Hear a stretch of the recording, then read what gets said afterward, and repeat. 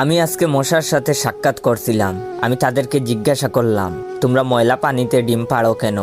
মশা বলল, কারণ ভালো পানিতে ডিম পারলে মানুষ সিদ্ধ করে খেয়ে নিতে পারে। আমি তাদেরকে জিজ্ঞাসা করলাম, মশার কোয়েলে তোমরা মরো না কেন? মশা বলল, আমরা যদি মরে যাই তাহলে কোয়েলের ফ্যাক্টরি বন্ধ হয়ে যাবে। আমি আবারও তাদেরকে প্রশ্ন করলাম, তোমরা মানুষের কানের কাছে এসে জ্ঞান জ্ঞান করো কেন? মশা বলল, কারণ মানুষের পায়ের কাছে কিংবা অন্য কোথায় জ্ঞান জ্ঞান করলে মানুষ শুনতে পায় না, তাই।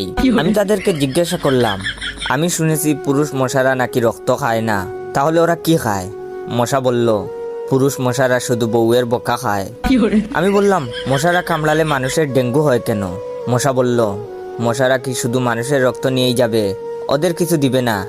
মশারা এত স্বার্থপর নয়, তাই মানুষকে ডেঙ্গু উপহার দিয়ে যায়। মশার সাথে সাক্ষাৎ করার পর আমি মশার উপর রিসার্চ করলাম।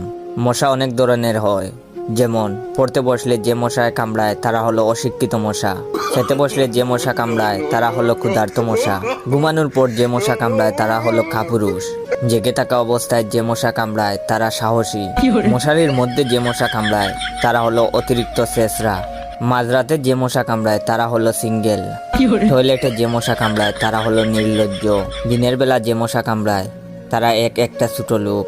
আমার এই ভিডিওটা দেখার সময় আপনাদের যেই মশাগুলো কামড়াইতেছে ওইগুলো হলো প্রতিবাদী মশা।